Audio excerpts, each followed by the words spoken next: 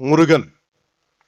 அந்த வெற்றிவேல் முருகனுக்கு என்னை வளர்த்தது முருகன். அந்த வீரவேல் முருகனுக்கு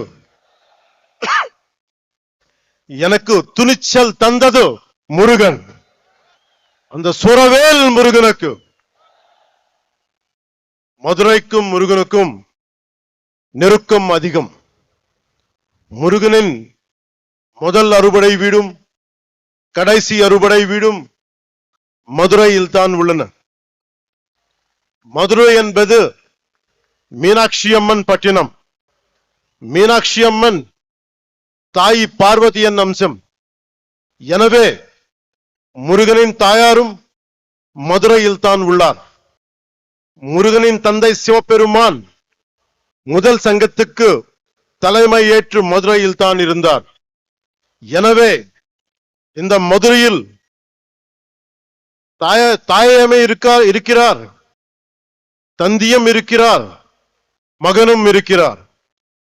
அப்படின்னா மதுரை மக்கள் எத்தனை புண்ணியம் பண்ணி இருக்க வேண்டும். அந்த புண்ணியத்தின் விளைவாக பசும்பொன் முத்துராமலிங்க தேவர் அவதரித்தார். தென் தமிழ்நாட்டின் மாபெரும் தலைவர் பசும்பொன் முத்துராமலிங்க தேவர் முருகனின் அவதாரமாக கருதப்படுகிறார். அவர் சிலைக்கு அருகே மயிலும் வைக்கப்பட்ட உள்ளது. அந்த பசும்பொன் முத்துராமலிங்க தேவரை தாழ் பணிந்து வணங்குகிறேன்.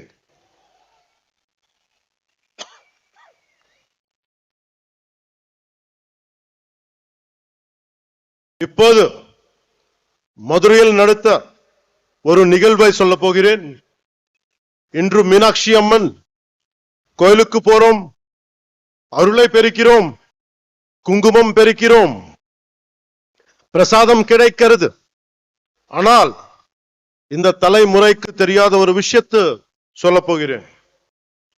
ஒரு காலத்தில் மதுரையே இருண்டு கிடந்தது. நமக்கு ஒளி கொடுக்கும் மீனாட்சி அம்மன் கோயிலில் ஒளி இல்லை. நமக்கு சிந்தூர் கொடுக்கும் மீனாட்சி அம்மன் கோயிலில் சிந்தூர் கொடுக்க ஆள் இல்லை. எந்த ஒளிப்பாடும் இல்லை. கோயில் நொறுங்கி போய் இருந்தது. ஏன் தெரியுமா? 14ஆம் நூற்றாண்டு தொடக்கத்தில் மதுரையை மாலிக் கஃபூர் லூட் பண்ணினான். அதன் பிறகு 60 வருஷங்களுக்கு மீனாட்சி அம்மன் கோவிலில் விளக்கு இல்லை.